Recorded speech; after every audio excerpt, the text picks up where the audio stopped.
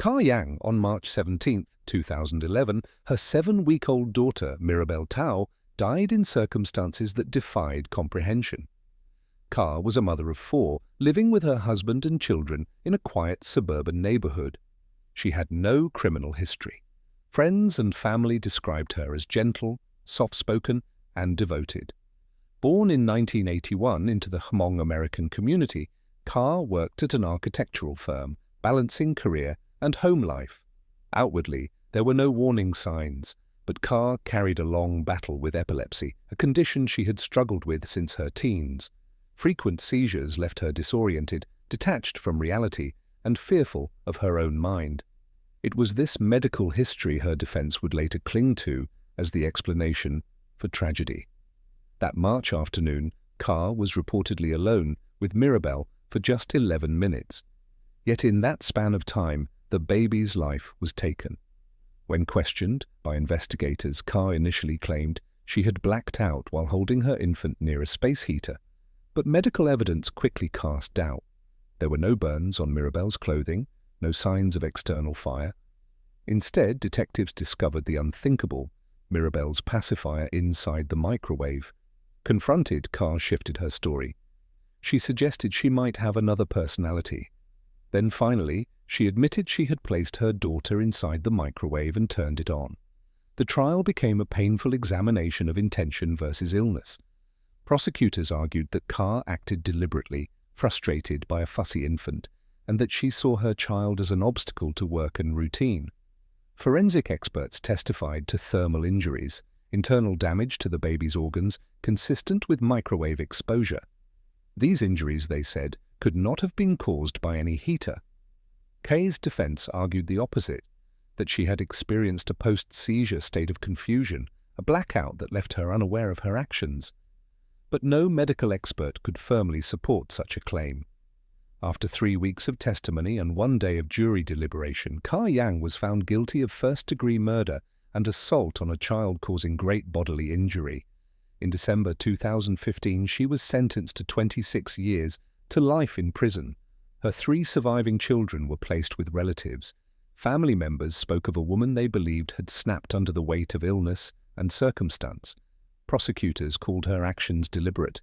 The truth, perhaps, lives in the unbearable space between, the frailty of the human mind and the permanence of its consequences. Sandi Nieves. Sandi was 34 years old when she committed a crime that left California stunned. On the night of June 30, 1998, she turned her own Santa Clarita home into a death trap, setting fire to it in an act prosecutors later described as calculated revenge. To the outside world, Sandi was a mother of 5, raising her children in a quiet suburb north of Los Angeles. She had the outward image of devotion, a woman clinging to family as her anchor. But beneath that facade, her life was unraveling. Financial hardship mounted, her marriage collapsed, custody battles consumed her. And in the background, her dreams of becoming a police officer slipped further from reach as job applications went unanswered. Friends described her as isolated, increasingly emotional, and desperate. And just days before the tragedy, she was served with papers that deepened the wound. Her estranged husband was moving to revoke adoption of her 3 older children, severing ties and financial responsibility. It was a devastating blow, one she seemed unable to recover from. On the night of the fire, Sandi orchestrated what seemed at first like an ordinary family moment. She told her children they would have a slumber party in the kitchen. She laid out sleeping bags for her daughters, Jacine, 5, Crystal, 7, Rachelle, 11, and Nicolette, 12. Their 14-year-old brother David joined them, unaware of what his mother was planning. As the children drifted into sleep, Sandi quietly poured gasoline across the floor. She struck a match and set the house ablaze. Within moments, thick, suffocating smoke filled the rooms. David, later the sole survivor, testified that his mother told them to stay put, even as the smoke grew unbearable. His sisters coughed, panicked, and struggled, but they were trapped. When firefighters arrived, it was too late. All 4 girls had died of smoke inhalation. Sandi herself was found unconscious and taken to the hospital. When she awoke, the reality of her actions caught up to her. Police arrested her the following day. The trial was agonizing. David's eyewitness account became the cornerstone of the prosecution's case. He described her calm demeanor, her deliberate instructions not to flee, her refusal to let them escape. It painted a chilling picture of intent. Sandi was charged with 4 counts of first-degree murder, attempted murder for her son, and arson. After a 3-month trial, the jury took just 1 day to deliberate. Their decision: death. The judge called her actions cold, calculated, and vicious. Sandi spoke only briefly at sentencing. "If I could take back time, if I had been smarter, we would have gotten out." But to prosecutors, jurors, and the grieving families, her words rang hollow. They saw little sign of remorse. Experts pointed to anger and despair as her motives, fueled by revenge, not only against her estranged husband, but against a system she believed had betrayed her. Her son David moved in with his father. He has never spoken to his mother again. The letters she sends from prison remain unread. Sandi Nieves became one of the few women sentenced to death in California, joining the state's most isolated prison wing. But no punishment, neither life imprisonment nor death, can erase the echo of 4 small lives extinguished in a single night. Diane Downs. Then there's Diane Downs, late 20s, a postal worker in Oregon. To some neighbors, she seemed energetic, even fun. To others, she was restless, reckless, always chasing something more. Married young, raising 3 kids, a daughter, another little girl named Cheryl, and a son, Danny. Outwardly, Diane played the part of a confident single mom. But beneath the surface, her life was chaos. By the early 1980s, prosecutors say she was obsessed with a man who didn't want children. Friends recalled she was fixated, determined to win him back no matter what. At the same time, her moods became more volatile, her choices more reckless, her resentment of motherhood more obvious. Later, psychological evaluations pointed to traits of narcissism and antisocial behavior, traits that left little room for empathy. Then came the night that shocked Oregon. Late one spring evening, Diane pulled up to the emergency entrance of a hospital. Her 3 children were in the car, shot at close range. She told police a shaggy-haired stranger on a rural road had tried to steal her car and opened fire when she refused. But detectives quickly grew suspicious. Diane seemed far too calm. The timeline didn't add up. Evidence inside the car contradicted her story. And then the most damning testimony of all, when her surviving daughter regained the strength to speak, she told investigators she had seen her mother pull the trigger. The stranger story was destroyed. A Lane County jury convicted Diane Downs of murder, attempted murder, and assault. The judge sentenced her to life in prison, plus extra years to make sure parole was nearly impossible. She even managed to escape once in the 1980s, but was captured and transferred to another prison out of state. She has been denied parole again, and officials still call her a danger. For decades, Diane has insisted she's innocent, but the courts, her children, and the public see it differently.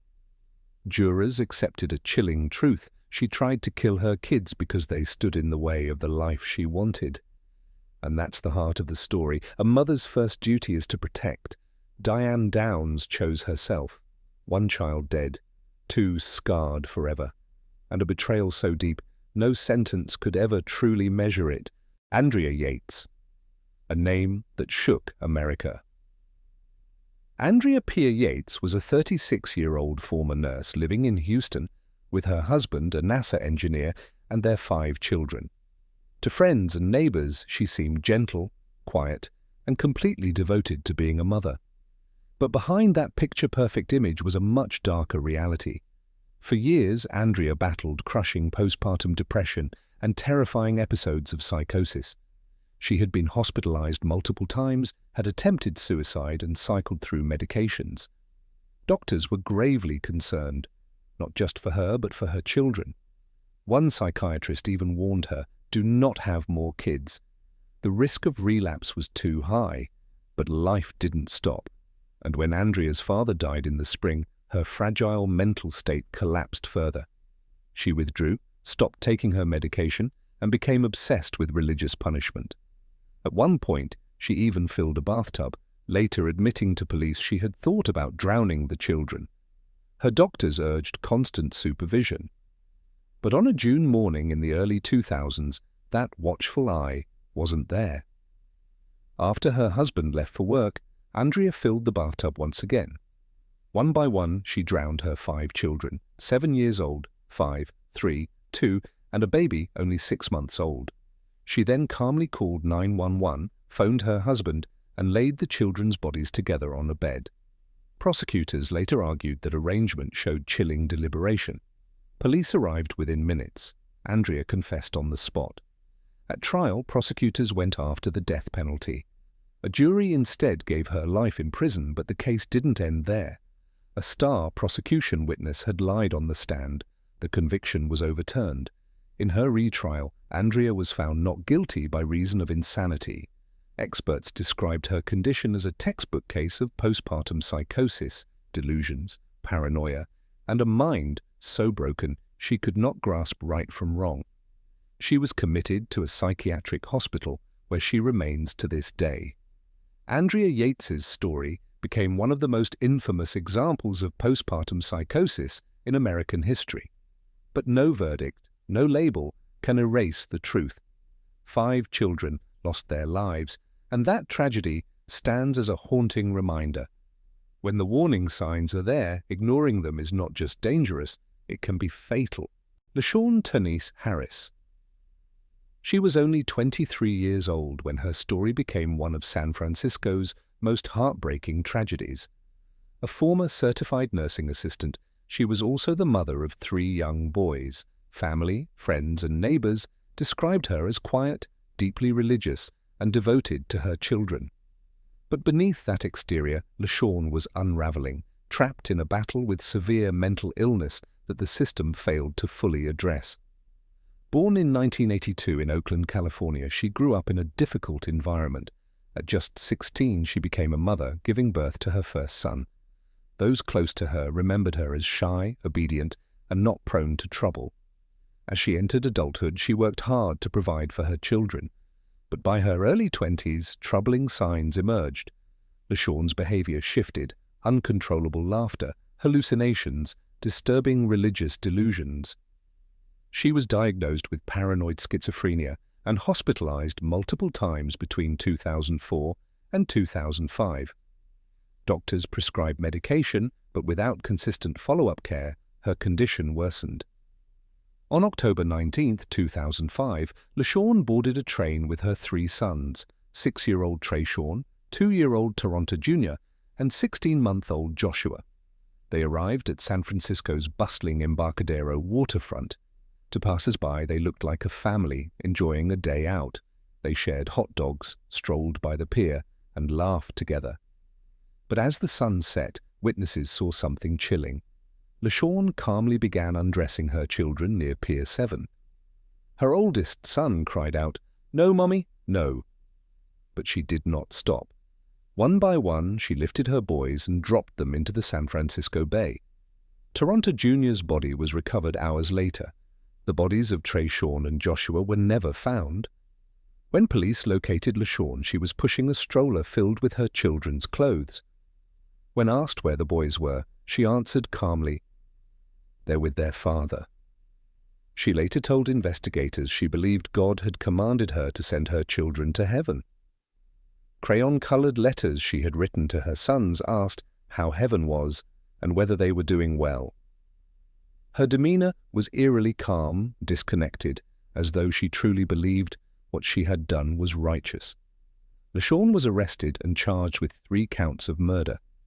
At trial, her attorneys argued she was legally insane, consumed by untreated schizophrenia. Prosecutors countered that she still knew the difference between right and wrong. The jury convicted her of second-degree murder, but the judge later declared her criminally insane, sentencing her to 25 years to life in a psychiatric facility rather than a prison. Experts confirmed she was deeply psychotic, experiencing auditory hallucinations and religious delusions so powerful that she believed she was carrying out divine orders. Her IQ was measured at 69, borderline intellectual disability. The court ruled that at the time of the crime, she lacked the capacity to understand the nature of her actions. Today, Lashaun remains in psychiatric custody. Those who have encountered her report she still writes letters to God and speaks of her sons as if they are alive, waiting for her in heaven. Her story is a haunting reminder not just of personal tragedy, but of systemic failure, a mother lost in untreated psychosis, children lost to the water, and a society left asking if more could have been done before the day she walked to the edge of Pier 7. Lashanda Wilder, in her early 30s, lived in the Milo Grogan neighborhood of Columbus, Ohio. To most who knew her, she was quiet, guarded, and private. She rarely lingered in conversation and kept her life contained within the walls of her modest home, where she raised her 3 sons. From the outside, her life appeared unremarkable: routine school days, quick errands, and family interactions that seemed typical. But behind the closed door of her house, tensions grew like storm clouds. Relatives and neighbors would later describe a household marked by volatility, control, and an atmosphere where stress hardened instead of softened. It was in that environment that her oldest son, 8-year-old Martonio, became the center of conflict. In late June of 2024, Lashanda made a call to the police. She reported her son missing, telling officers that she had last seen him when she put him to bed the night before. Police and volunteers poured into the neighborhood, searching yards, alleys, and blocks, while panic spread through the community. But the truth was much closer than anyone expected. Within hours, detectives discovered Martonio's body inside the house, hidden in a trash bag in the attic. The distance between Lashanda's public plea for help and the grim reality concealed just a staircase away was devastating. From there, the investigation moved quickly. Evidence was gathered, interviews conducted, phone records examined. Slowly, the picture filled in. This was not a sudden moment of rage, but a pattern of harshness and escalating control that culminated in fatal violence. Lashanda was arrested, and not alone. Her girlfriend at the time was also charged as a co-defendant. In a separate proceeding, she would admit her role in the boy's death. By mid-July of 2025, Lashanda stood in a Franklin County courtroom and changed her plea to guilty. The judge sentenced her to life in prison with the possibility of parole after 15 years. The sentence closed a grim chapter that began with a missing child call and ended with the revelation of a boy silenced in his own home. Prosecutors described Lashanda's actions as calculated, an attempt at control, followed by concealment once the consequences became irreversible. Medical reports cited findings consistent with asphyxiation and profound neglect, details that underscored the deliberate nature of the crime without the need for graphic description. The court concluded that while Lashanda faced pressures, she still understood right from wrong. Her guilty plea confirmed it, and her life sentence reflected society's judgment on the most unthinkable betrayal, a parent destroying the very life they were meant to protect. The public reaction was raw and immediate. Vigils were held for Martonio, candles lit the night. Relatives, broken by grief, spoke of a bright child who deserved safety and care. Even as the legal process unfolded, the truth remained simple and unchanging. A child was gone. His absence could not be repaired. And though the court's sentence ensured Lashanda Wilder would face consequences, the greater punishment was etched in the memory of a community, reminding all of what happens when cruelty takes the place of care. Christina Marie Riggs. Christina Marie Riggs was only 26 years old when her life, and the lives of her children, came to a devastating end. On November 5, 1997, police in Sherwood, Arkansas arrested her, just one day after she smothered her 2 young children in their beds. Riggs was a licensed practical nurse and a single mother. To friends, co-workers, and neighbors, she appeared polite, quiet, and deeply protective of her kids. But beneath that calm exterior, Christina was falling apart. She was emotionally drained, financially drowning, and silently battling a crushing depression that left her with little hope. Her story began in Oklahoma. Riggs grew up in a home marked by trauma. She would later claim that as a child she had been sexually abused by a stepbrother and even a neighbor, abuse that left scars she never truly escaped. By her teenage years, she turned to alcohol, marijuana, and relationships she admitted were desperate attempts to feel wanted. At just 16, she gave birth to her first child and placed the baby for adoption. She tried to rebuild. Riggs pursued a career in nursing, working hard to provide some stability. But her personal life continued to unravel. By the mid-1990s, she was divorced and left to raise her two children, 5-year-old Justin and 2-year-old Shelby, almost entirely on her own. Long work shifts, mounting bills, and constant exhaustion wore her down. Then came an arrest for writing bad checks, which only deepened her shame and stress. To her mother, she admitted she was just tired. But privately, Christina was forming a plan. She convinced herself that taking her children with her in death was an act of mercy, a way to protect them from abandonment and suffering. On the night of November 4th, 1997, Riggs carried out her plan. She gave Justin and Shelby small doses of a sedating antidepressant. Once they had drifted to sleep, she prepared a lethal injection. Her first attempt was with Justin. She injected him with potassium chloride, the same chemical used in state executions. She thought it would be quick and painless, but undiluted, the drug caused intense pain. Justin woke in agony, crying out. Desperate, Riggs gave him morphine to quiet the pain, but when it didn't work, she placed a pillow over his face until he no longer moved. With Shelby, she abandoned the injection and smothered her with a pillow directly. When it was done, Riggs gently laid her children side by side on her bed. She pulled a blanket over their small bodies and sat down to write suicide notes. In those letters, she explained her reasoning, expressed love for her children, and prepared to join them in death. She swallowed a lethal dose of pills and injected herself with potassium chloride, expecting not to wake again. But the next morning, her mother found her unconscious but alive. Christina was rushed to the hospital, revived, and then arrested as soon as she was stable. In court, Riggs pleaded not guilty by reason of mental illness. Her defense pointed to severe depression and post-traumatic stress disorder, arguing that her actions were born of mental collapse. But the prosecution countered that this was not a moment of madness. It was planned, deliberate, and selfish. They argued she saw her children as obstacles, as burdens too heavy to carry.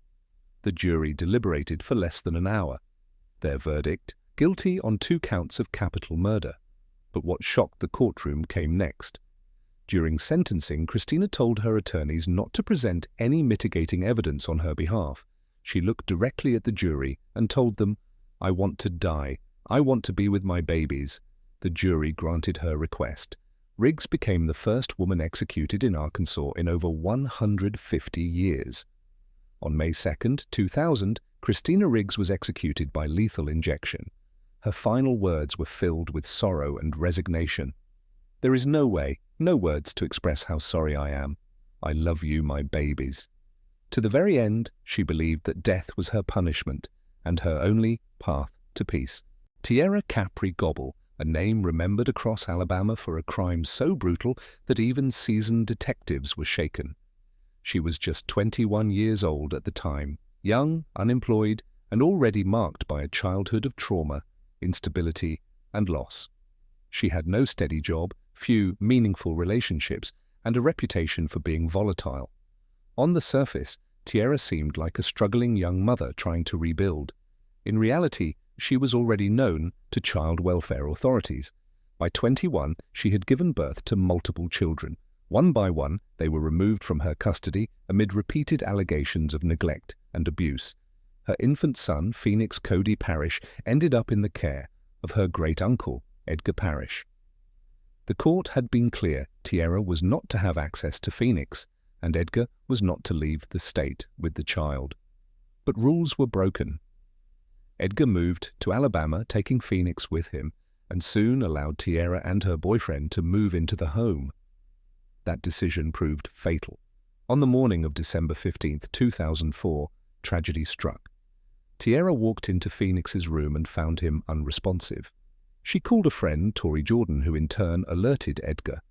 Edgar dialed 911, but when paramedics arrived it was already too late. Baby Phoenix was gone. The autopsy results were devastating. Phoenix had suffered skull fractures, rib fractures, broken wrists, and signs of repeated trauma. Doctors testified that the injuries required immense force and would have caused unbearable pain. This was not a single accident. This was abuse. When questioned, Tierra gave shifting stories. At first, she said Phoenix had been fussy and hard to calm. She admitted she might have struck his head against the crib or squeezed him too tightly, but the evidence painted a far darker picture. Tori testified that Tierra had once said, "If I can't have my children, then no one will." Investigators also uncovered a handwritten letter. In it, Tierra wrote, "It's my fault my son died, but I didn't mean for it to happen." Those words sealed her fate. The jury found Tierra Gobble guilty of capital murder. The defense begged jurors to consider her abusive childhood, her mental health struggles, and the years of instability that had shaped her.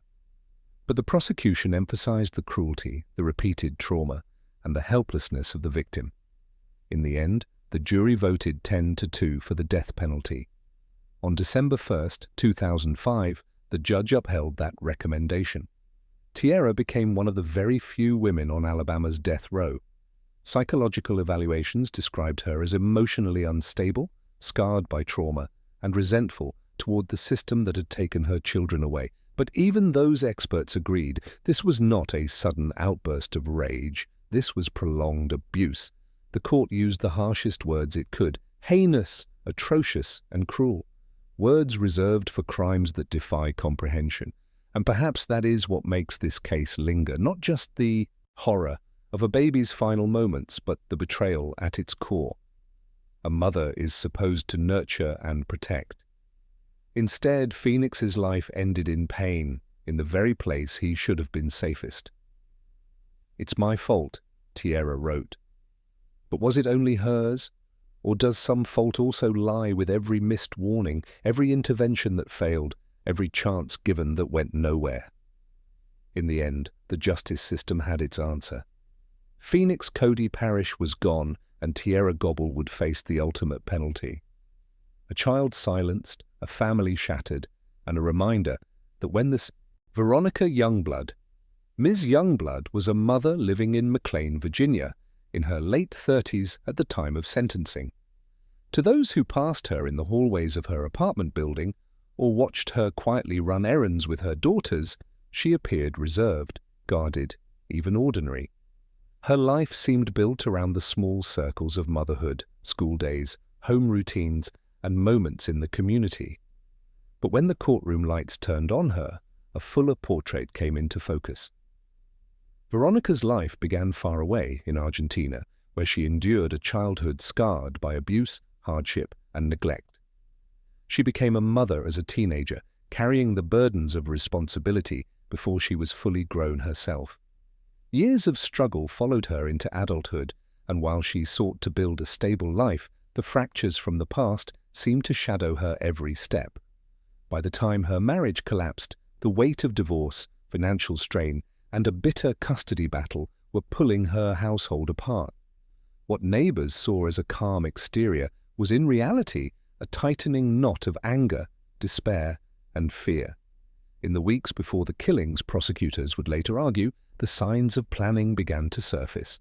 Veronica purchased a handgun just days before the tragedy. Investigators found search histories, dark, searching inquiries into ways to carry out an irreversible act. The spark, they claimed, was a looming court decision that would take one of her daughters to live with her ex-husband under a custody arrangement. Her defense painted another picture. They described a woman unraveling, her mental health collapsing, her mind spiraling into a place where death, hers and her children's, felt like the only answer. On an evening in August 2018, inside the family's McLean apartment, Veronica acted on her plan. She gave both of her daughters sleep aid gummies, then turned the weapon on them as they lay in bed. Her youngest, still in early childhood, was killed instantly. Her older daughter, a teenager, though gravely wounded, managed to summon the strength to dial 911. In a faint and broken voice, she told a dispatcher what had happened. That call became one of the central pieces of evidence the jury would later hear. Veronica did not flee. Hours later, police took her into custody. She spoke openly to detectives, acknowledging she had planned to kill both her children and herself. Her calm admission left investigators without doubt. The trial was both harrowing and meticulous. Prosecutors mapped the timeline with precision: the weapon purchase, the sedatives, the crime scene, and Veronica's statements. Her defense pleaded insanity, calling expert witnesses to describe trauma, depression, and psychosis. But the prosecution countered with the 911 recording, with the clarity of her confession, and with testimony that pointed to deliberate preparation. The jury deliberated and returned its verdict: guilty of first-degree murder and of using a firearm in the commission of the crimes. The insanity defense was rejected. The weight of accountability fell squarely on her. At sentencing, the judge echoed the prosecutor's words: "No duty is more sacred than the duty of a parent to protect their children, and no betrayal cuts deeper than when that sacred trust is broken." In September 2023, Veronica Youngblood was sentenced to 78 years in prison, structured as consecutive terms for each child's death, along with additional years for the firearm charges. It was, in every way, a life sentence. News outlets across the region carried the same grim story. There would be no parole date, no eventual return. For the children's father, grief had no measure. He spoke of wounds beyond repair, of lives cut short by the very person meant to shield them. The defense called it collapse, a catastrophic breaking of a woman's mind. The prosecution called it revenge, deliberate, controlled, and unforgivable. Both narratives admitted suffering. Only one demanded accountability. And so the jury, and later the judge, answered with clarity: explanations may chart a path, but they cannot excuse the destination. 2 young girls with futures waiting to unfold were killed by the one person sworn to protect them. The sentence, measured not in years but in decades, stacked upon decades, is the law's firmest response to a betrayal beyond comprehension. Brandy Lee Rose. Devine. Brandy Lee Rose. Devine was only 25 years old when her name became a tragic reminder of neglect, addiction, and loss. A young mother of 4 living in Turlock, California, she resided in a small duplex on North Dane Avenue. To neighbors and those who only saw her in passing, Brandy seemed like countless other overwhelmed young mothers, trying to manage the chaos of raising children while carrying the private burdens of daily life. Her youngest daughter, Stephanie Torres, was a fragile child, born prematurely and living with cerebral palsy. Stephanie's condition demanded constant care, medications, therapy sessions, and hands-on guidance. Despite her challenges, she was making progress. Slowly but surely, Stephanie had begun to sit up on her own, crawl across the floor, and even feed herself with assistance. It was progress her doctors considered remarkable, progress that offered a small but bright glimpse of hope for her future. But in July of 2012, that fragile thread of hope snapped. Behind the closed doors of her modest home, Brandy had spiraled into drug use. Methamphetamine became her escape, her means of numbing the stress and weight of responsibility. According to authorities, she spent nearly 3 full days locked away in a drug-fueled haze. While she disappeared into that fog, Stephanie was left isolated in a back room, without food, without water, without medication, without comfort. The little girl was confined to her crib, surrounded by the family's cats, and utterly alone.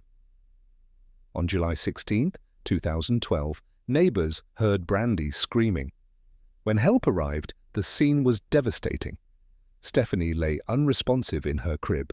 Emergency responders tried desperately to revive her, but it was too late. An autopsy confirmed what investigators feared. Stephanie had died from dehydration and malnutrition. At nearly 3 years old, she weighed just 13 pounds, closer to the weight of a 1-year-old than a toddler on the verge of her 3rd birthday.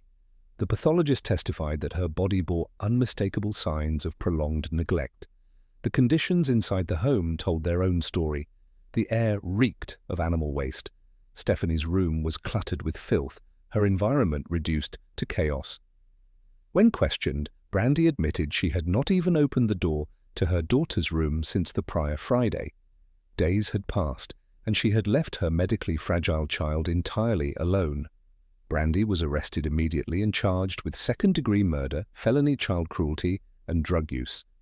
At trial, her public defender argued that Brandy's negligence was not intentional, that she lacked the full understanding that her inaction could lead to death. But the jury disagreed. After less than an hour of deliberation, they found her guilty of murder. In December 2013, Brandy Lee Rose Devine stood before a judge and was sentenced to 15 years to life in prison. In the courtroom, she offered an apology to her surviving children and accepted responsibility for Stephanie's death. But the silence was striking. No one spoke on Stephanie's behalf during the sentencing hearing. The quiet in that courtroom echoed the silence that had filled that small back room in her final days. Psychological assessments later described Brandy's mindset as one warped by substance abuse and denial. She told detectives that she believed her 6-year-old child could take care of Stephanie, a statement that revealed just how far from reality she had drifted. Whether her actions were the result of pure addiction, mental health struggles, or some fractured combination of both remains a matter of debate. What cannot be debated is the outcome. A little girl, vulnerable and full of potential, was lost, her life extinguished not in an instant, but over days of preventable neglect. Jessica Nicole Bradford Essica. Nicole Bradford was only 23 years old when her secret came crashing into public view. In November 2011, she was arrested for the murder of her newborn daughter, an act that stunned those who thought they knew her best. At the time, Bradford worked at the Julian Youth Academy in Whitmore, California, a private Christian boarding school for troubled teens. To staff and students, she seemed dependable, soft-spoken, and nurturing. She carried herself as a role model, someone who guided vulnerable young women through their struggles. But behind that image, Jessica was quietly hiding a crisis that would end in tragedy. Bradford's own story was complicated. She had been adopted as a child and raised in a conservative Christian household. Her faith was central to her life, and she often spoke about morality, purity, and the importance of living by biblical values. That identity became a burden when she discovered she was pregnant outside of marriage. Terrified of the judgment it would bring, she decided to keep her pregnancy a secret. No one knew, not her parents, not her co-workers, not even her longtime boyfriend. For months, she wore loose-fitting clothes, concealing the pregnancy as her due date drew closer. She told no one, all while continuing her job and daily routine, as if nothing had changed. On September 19, 2011, Bradford gave birth alone beneath a deck on the school campus. The baby girl, later named Lily, was alive, crying, and full term. But Jessica did not seek help. She did not take the infant to a hospital or even confide in a friend. Instead, she kept the baby hidden. For the next 4 days, Jessica fed Lily nothing more than tiny drops of water from her fingertip, no formula, no milk, no medical care. The baby slowly starved. Lily died in silence, her cries fading, until there were none left. For 7 weeks, Lily's body remained hidden. Bradford placed her daughter in a laundry basket and kept it inside her dorm room. Life went on. She worked her shifts, she laughed with colleagues, and no one suspected the truth. Surveillance footage even showed her shopping with her boyfriend, buying alcohol just hours after giving birth, while her newborn lay hidden nearby. It wasn't until co-workers went looking for a blanket that they discovered the basket. Inside, they found the remains of a baby so decomposed she had become mummified. They called authorities immediately. At first, Bradford insisted the baby had been stillborn, but as investigators pressed, the truth unraveled. She admitted Lily had been born alive. She admitted the baby had lived for several days, and she admitted she had done nothing. Out of fear of losing her job, fear of disappointing her parents, fear of shattering the image she had built, she chose silence. The case moved swiftly to trial. In June 2014, after just a day and a half of deliberation, a jury found Jessica Bradford guilty of first-degree murder. The prosecution argued that her choices were deliberate and premeditated, that she weighed her options and chose concealment. They pointed to her failure to seek any help, her ability to continue daily life as normal, and her chilling detachment. The defense painted a picture of a young woman paralyzed by fear, overwhelmed, and unsupported. But the jury was unmoved.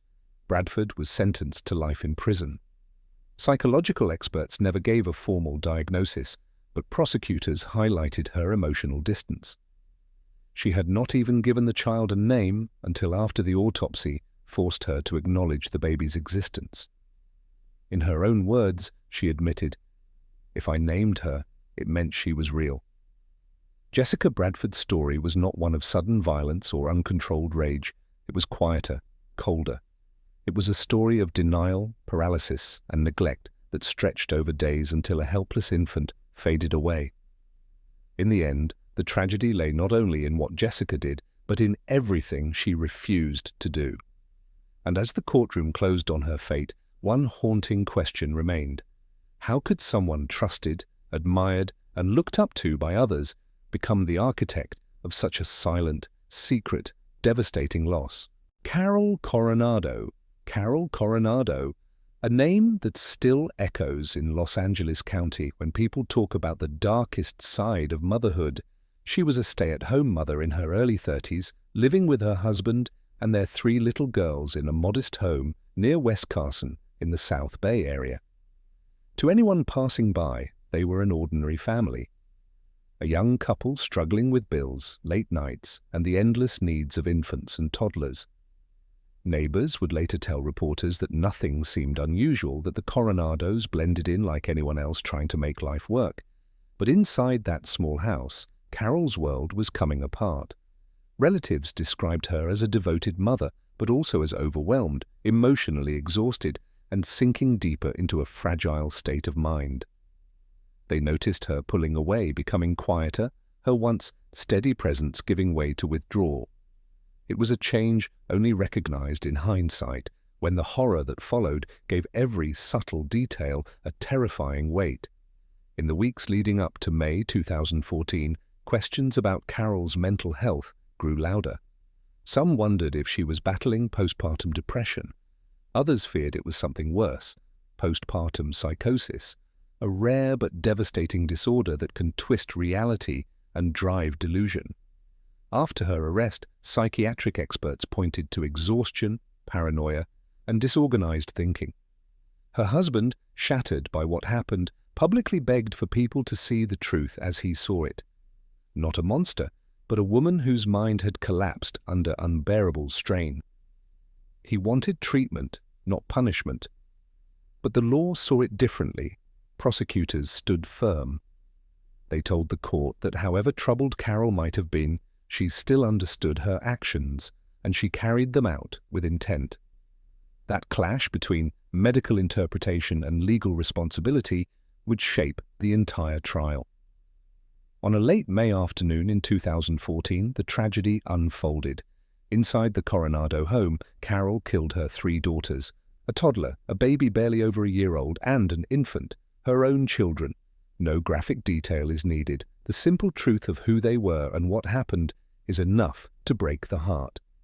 The first alarm came from a neighbor. The children's father, working just across the street, rushed home in panic as sirens closed in. What first responders discovered inside left no doubt. 3 little girls gone and a mother in custody. Detectives gathered statements from family and neighbors. They documented the evidence in the home, traced the timeline, and prepared a case that moved quickly into the courtroom. By late November of 2015, the jury delivered its decision. Carol Coronado was found guilty of 3 counts of first-degree murder. The case then entered its sanity phase, where the same jury was asked to decide whether Carol was legally sane when she committed the killings. Their verdict? Yes, she was. Jurors also found special circumstances, multiple victims, and the use of a knife. Those findings sealed her fate under California law, removing any possibility of parole. On February 15, 2016, Los Angeles Superior Court judge imposed the sentence, life in prison, without the possibility of parole, News outlets across Southern California covered the story, showing the grief-stricken father and family members processing the verdict. For them, no outcome could undo the loss, but the decision was final. The state would treat Carol Coronado not as a patient, but as a murderer. Her appeals that followed did not shake the original judgment. The conviction, the sanity finding, and the life without parole sentence all stood. And so the case remains a wrenching reference point whenever the question of postpartum mental illness and legal accountability arises. Defense experts had testified about symptoms of psychosis. The prosecution countered with the simple fact that she had acted deliberately, with understanding of right and wrong. The motive that jurors accepted was devastating in its simplicity, a mother in turmoil who crossed an irreversible line. Mental health explanations could describe her state of mind, but they could not erase the reality of choice. The court said she chose violence. And that is where this story closes. 3 children lost because the one person sworn to protect them became the source of harm.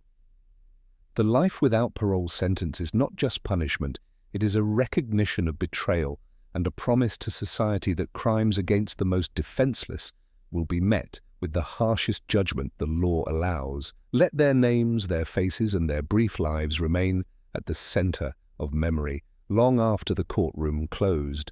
Clover Boykin. After the arrest, she sat quietly in a Palm Beach County, Florida courtroom, her face unreadable, her hands folded neatly in her lap. She was charged with the unthinkable, the murders of 2 infants, her own 5-month-old son, Dayton, and a 9-month-old girl named Kayla Basante, whom she had once babysat lovingly. The courtroom was silent, but the weight of betrayal was heavy. Clover's life had not followed a stable path. Born in January 1975, she grew up in an unstable household fractured by abandonment. Her father left when she was just 7 years old, and from then on, she was passed from one relative to another. Sometimes her mother, sometimes her grandmother, sometimes an aunt and uncle. There was no consistent parental presence, no steady anchor in her life. Those who knew Clover described her as quiet, reserved, someone who didn't cause trouble. She worked at a grocery store and later secured a job as a file clerk at a doctor's office. Outwardly, she seemed responsible and composed, but inside a storm brewed that few could see. On November 16, 1993, Clover was babysitting 9-month-old Kayla Basante. At some point during the day, Kayla was found unresponsive. She was rushed to the hospital and placed on life support, but days later, she died. The cause of death was unclear, and her passing was initially ruled accidental. The Basante family, stricken with grief, leaned on Clover for comfort. For nearly a year, she remained part of their lives. She mourned with them, attended gatherings, and even shared in their tears. But beneath her calm exterior, Clover was hiding a dark truth. Almost exactly a year later, tragedy struck again. On October 27, 1994, Clover's own infant son, Dayton, was found dead in her bedroom. Clover told her family that he had died from sudden infant death syndrome. But an autopsy revealed injuries inconsistent with SIDS. Detectives grew suspicious. When investigators brought Clover in for questioning, she broke down and confessed.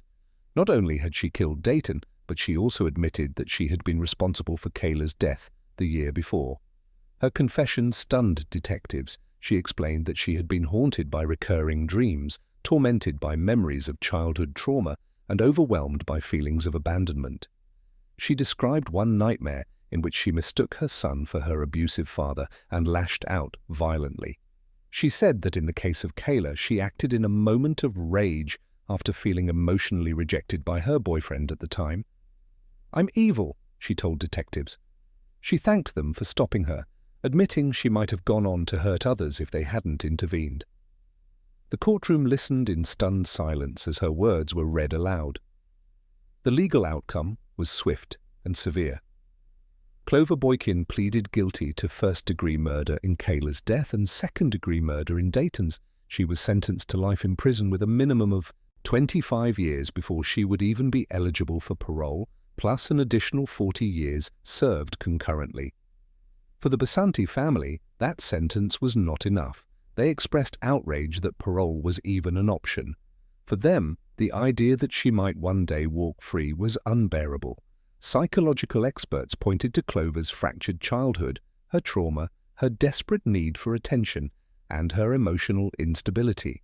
They suggested her acts were born of untreated pain and mental illness, but to the families of the victims those explanations rang hollow. They saw her not as broken, but as manipulative. They pointed out that she mourned with them, pretended to comfort them, all while hiding her crimes. Today, Clover lives in protective custody. In prison, as in life, those who harm children are despised, even among the guilty. She is isolated from other inmates, shunned and reviled. She once said no one ever paid attention to her. Now, no one wants to. And in that silence, she must live with the echoes of two children, whose voices were silenced far too soon. Kelli Lynn Murphy. Hours earlier, she had made a quiet, chilling call to 911. Her voice was calm but hollow as she reported that she had tried to take her own life. When the dispatcher asked about her children, she delivered a single line that would haunt investigators and echo through the courtroom for years. They're in heaven now. That sentence marked the beginning of one of the darkest tragedies in Castle Rock's history. By all outward appearances, Kelli was the model of a devoted stay-at-home mother. She lived in a neatly kept suburban home and spent her days caring for her two children, Liam, 9 years old, and Madigan, 6. Friends remembered her as soft-spoken, attentive, and fiercely protective of her kids. Teachers at the local elementary school described her as the kind of parent who volunteered at events, checked homework, and seemed devoted to her children's growth. But behind those suburban walls, her world was unraveling. Kelli and her husband, Robert Eric Murphy, were locked in the middle of a bitter and increasingly hostile divorce. Their marriage had disintegrated into mutual accusations, restraining orders, and courtroom battles over custody. Kelli demanded sole custody. Robert fought for joint rights. The next morning, they were scheduled to appear in court to finalize temporary orders. Court records would later reveal a household poisoned by allegations and counter-allegations. Kelli claimed Robert had choked their daughter, had once pushed her head underwater, and had even barricaded Kelli in the basement during one of their arguments. Robert denied it all, insisting Kelli was fabricating stories to gain leverage in custody hearings. Regardless of the truth, what was undeniable was Kelli's declining mental health. Friends saw her becoming more isolated, overwhelmed, and erratic. On May 23, 2011, the unraveling reached its breaking point. In the early hours of the morning, while the house was silent, Kelli smothered Liam and Madigan in their beds. There were no signs of a struggle, no cries for help. Just two children tucked into their perfectly made beds, gone forever. When police arrived in response to her 911 call, they found Kelli with self-inflicted wounds to her wrists. She had consumed alcohol and pain medication in what appeared to be a suicide attempt. Yet she was alive, calm, detached, and asking for a lawyer. She repeated only that her children were in heaven. On the kitchen table, officers found a custody document covered in handwriting. In the margin, in bold letters, Kelli had scrawled, "Was it worth it?" Prosecutors would later argue those words were a direct message to her husband. The trial began in 2012. Kelli's defense attorneys argued that she had been in the middle of a mental health crisis, that she was impaired by alcohol and medication, and that she had not fully comprehended her actions. They painted a portrait of a desperate mother who intended to take her own life, but woke up in a nightmare she could not understand. Prosecutors told a very different story. They said Kelli was not confused but calculating, that she was determined to punish her husband in the most devastating way possible by taking from him what he loved most. Medical experts testified that smothering two children required time, intention, and awareness. This was not an impulsive act that happened in seconds, but a deliberate one. The jury deliberated for only 2 hours. Their verdict, guilty of 2 counts of first-degree murder. When the judge pronounced sentence, 2 consecutive life sentences without parole, Family members wept openly in the courtroom. The weight of the day was unbearable. It was Liam's birthday. He would have turned 11 years old. Instead, his family buried him. Experts could not agree on a single motivation. Some saw revenge, others saw untreated psychological collapse. The prosecution framed it as an attempt to maintain control. The defense insisted it was the act of a broken woman, but the result was the same. "Mothers give life," one prosecutor said in closing, but in this case, Kelli Murphy took it. And in the end, the question that lingered was one no courtroom could answer. What causes a loving mother to cross that final, irreversible line?